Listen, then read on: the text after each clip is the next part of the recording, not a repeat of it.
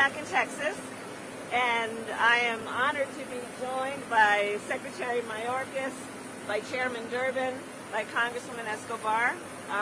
We have a day planned that will be about, as much as anything, addressing the effects of what I've already been addressing, which are the root causes of migration, predominantly out of Central America. You've heard me say many times, most people don't want to leave home.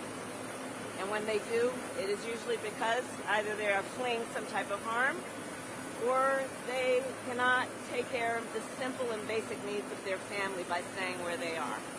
And so we are here today to address and to talk about what has brought people to the U.S. border, and again to continue to address the root causes which cause people to leave and often flee their home country. So I'm proud and honored to be with these great leaders. Secretary, I'll let you say a few words, and then Chairman and Madam Congresswoman. Thank you very much. To build on Madam Vice President's comments, as everyone knows, migration involves a continuum. The Vice President is leading our nation's efforts to address the root causes, that fundamental question of why people leave their homes. It is my responsibility as the Secretary of Homeland Security to address the security and management of our border. As everyone knows, we faced significant challenges back in March. We've made extraordinary progress. I look forward to sharing with the Vice President the progress we've made, the work that remains, and I look forward to the day. Thank you.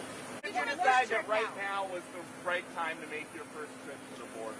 Well, it's not my first trip. I've been to the border many times. As the person in charge of the response. So the important aspect of this visit is leading this visit after the work that we did in Guatemala and Mexico. Because as I've long said, I said back in March I was going to come to the border, so this is not a new plan. But the reality of it is that we have to deal with causes and we have to deal with the effects. So being in Guatemala, being in Mexico, talking with Mexico as a partner, frankly, on the issue, was about addressing the causes. And then coming to the border at the advice and actually the invitation of the Congresswoman is about looking at the effects of what we have seen happening in Central America. And so I'm glad to be here. It was always the plan to come here. And I think we're going to have a good and productive day. What was your Title message? 42 be repealed now? But why did you think now was the time? Great. Okay, so let's just say. Yeah. Same one?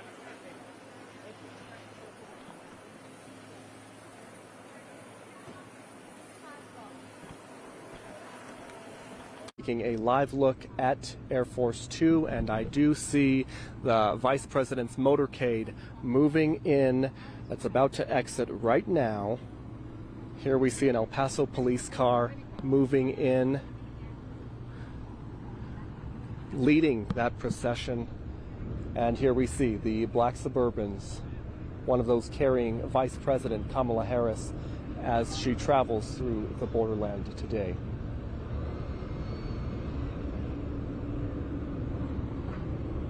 Taking a live look at the Vice President's motorcade just leaving Air Force Two right now at the El Paso International Airport.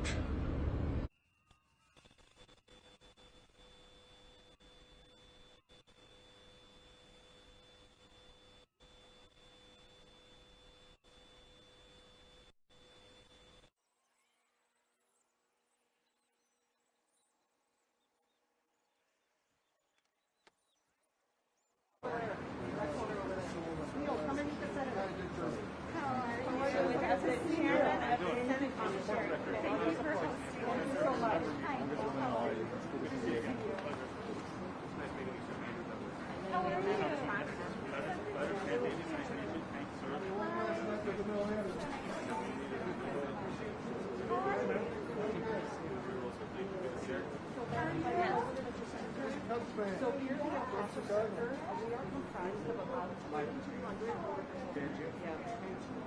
professional staff. It is an area of about 264 miles of border. We have 12 border patrol stations, 7 immigration checkpoints, 6 of them in the state of New Mexico, and 3 forward operating bases in the desert. Where agents deploy to and work on out every day. Here with with us today. You're going to see a lot of agents, a lot of personnel here in this facility. Our apprehensions or encounters, we call them nowadays because of Title 42 authority, is about 100. It's a very vibrant city. But for those reports of entries, we utilize for Title 42. So we'll continue on with our tour. Tell me something. You guys are doing a great job here. Speeding up the processing also. Yes. And I know you've been applying some new technology. Can you talk to me a little bit about how that's working? Because obviously that's going to be a function of what Congress appropriates, but also how the Secretary and you all have decided to use the resources. Yeah, so that's a can you great talk a little bit about that? That's a great question. Madam Vice President, so for us, it's a huge benefit and we have automated processing. And we started this pilot about a month or two ago under the leadership of the Secretary because one of the things that we really have been harping about is the fact that the systems that we had in place really added to the backup of people just kind of in holding and not moving forward. So the automated processing that we now have, we will now have electronic signatures that the migrant or not citizen will be able to him or herself sign on the other side. You'll be able to witness that up there. At a click of a button, their information is going to get entered. At a click of a button, he's going to sign. It's going to go automatically transferred into ICRO, where ICRO bucket is going to have it. It's going to pop up. They're going to review everything. If there's a mistake on something, they will immediately tell CBP about it. CBP fixes it, and it gets done. Otherwise, that was manual. Otherwise, it's manual. Take the file to ICE. Bring the file back. If I can just make one point about the difference for the Office of Field Operations, we focus on advanced information collection. And so because obviously with Border Patrol, you're apprehending unknowns in the field, but for OFO, we're looking to facilitate the entry of known populations through the ports of entry in a safe, orderly, and efficient manner. So that has been key for us working with our partners on the south side of Mexico to obtain that advanced information. So it is, as Chief Chavez said, as simple as we take their photograph then populates the information in our system because it's all tied together on the back end. Try to give credit where credit is due. In addition to the great work, Madam Vice President, remember when you spoke to me about having a technologist at every step of the way? Here, this is the delivery. And Mr. Secretary, I have to tell you, thank you, sir, because the Chief Information Officer himself came out here to learn from us, to ask us what works for us so that we can advance that. And it's been phenomenal.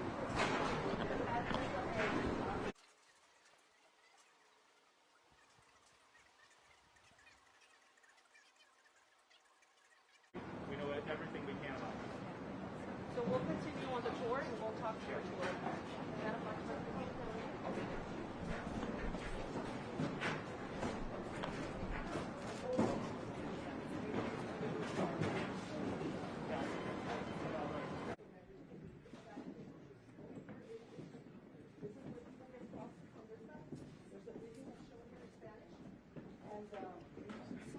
That's shown in Spanish, and this is where the agents work.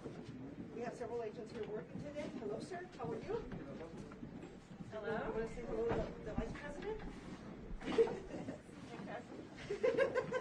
Chair Harris, how are you? Good.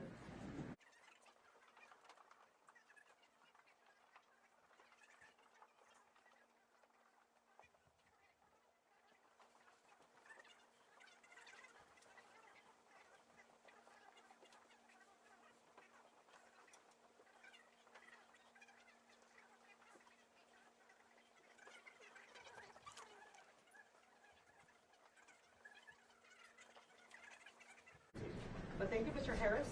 Yeah.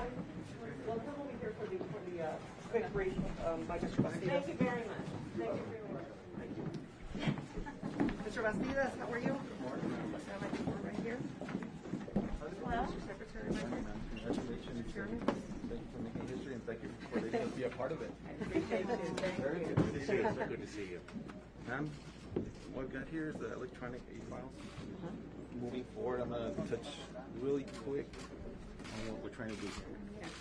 That's So I awesome. would imagine this also increases the accuracy It does. Yes. of the transfer of information, It does. right? Absolutely. Yeah. I'm glad you brought that up, ma'am. Right here, what you're seeing is a CAS stream, and it actually has tick times of how long they're going to take from submission, like I said, to acceptance. Yeah. Chairman, if you want to see this. You guys have made incredible advances and We're success trying. in just the last couple of months. And obviously, this is a complicated system to It is. stood up. really, congratulations. It's And really on that good same work. note, ma'am, obviously we're going to need funding to try to get all the stations, all the processing stations throughout the Border Patrol stations to be able to meet the standards that OCC and OPLA set for us, which is going to be where the non-citizen's going to sign, they're going to have to be able to view what they're signing. That's why you see this 16-inch pad over there, and we got some topaz pads over there where they electronically sign their signature. And I really.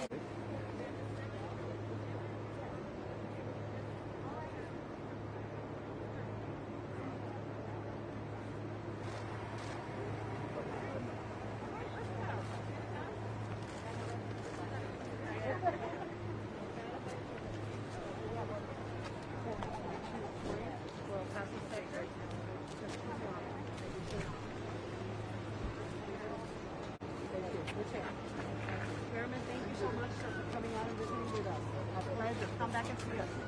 Congresswoman, as always, it's been a pleasure. Take care. Okay, we are going to the board.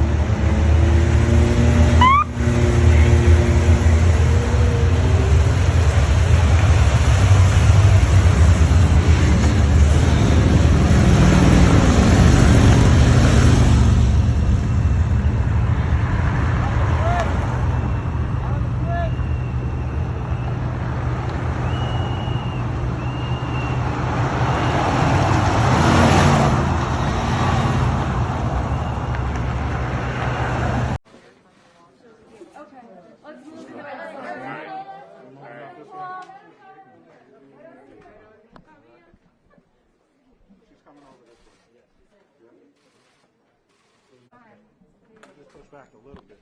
Push back. You just get all dedicated to all modes of traffic to advance national security, facilitation of lawful trade and travel, non-citizen processing. Now, for the non-citizen processing, one of the things we've had to do in the years that these surges have happened is repurpose a lot of facility space, whatever we have left, for that. So this area here is for unaccompanied children. You'll see our public lobby space has been reconverted for Title 42 exception processing. Migrant protection protocol processing has been repurposed for some of our pedestrian lanes. About 35% of our pedestrian lanes are repurposed for that. About 65% of our workspace for Title 42 exception process has been repurposed for that. 50% of the public space. And the unaccompanied children, if we have any, will come here and wait for ICE placement for Health and Human Services after being placement. What's behind you here is what happens when we don't have queue management. So these are pictures from 2016. So just like Paso. 2016, you said? Yes, ma'am. So before we started using queue management in the year 2018, overcrowding was a problem. Yeah. And under CDC and travel restrictions and the current COVID restrictions, we certainly can't go back to this type of scenario.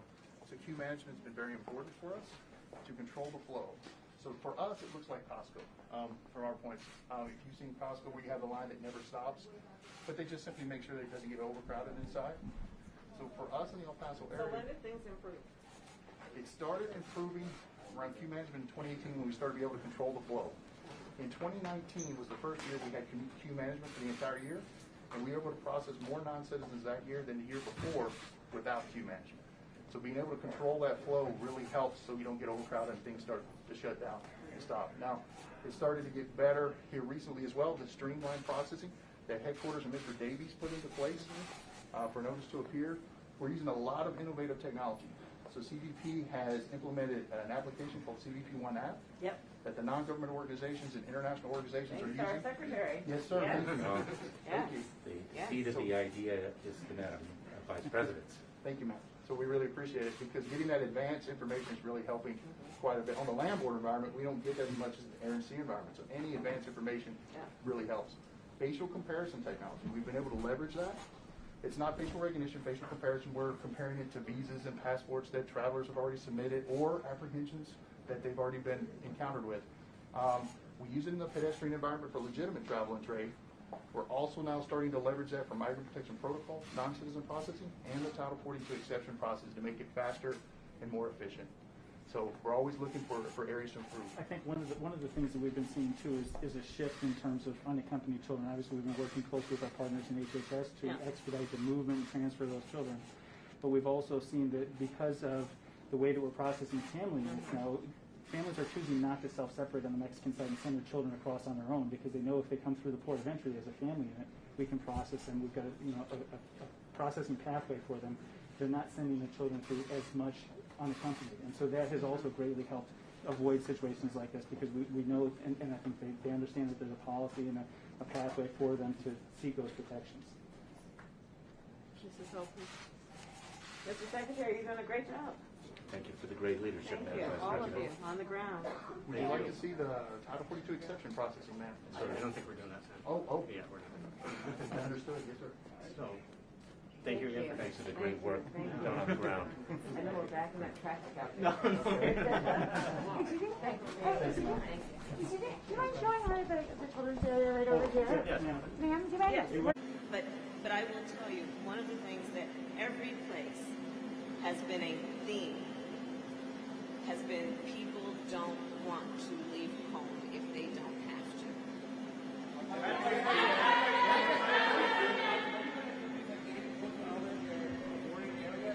you going to meet with other leaders or community organizations that are maybe have a different point of view, different perspective, even GOP leaders? I am meeting with a lot of folks, and the work that we have begun is the work that is going to be ongoing. There is no question, and I said this from the very beginning, that our approach to this issue has to be with a commitment to a long-term investment, and it has to be a commitment to consistency. The United States has to be consistent. There were times when we were more engaged and we saw good results. Less engaged, and we can see where the work and the partnerships then deteriorate. So I am committed to ensuring that we engage in an active way on the root causes, on addressing the cause and effect, and also being partners in the Western Hemisphere, understanding that we have a responsibility, and if we ignore that responsibility, it will visit itself upon us in a very domestic way. About border security,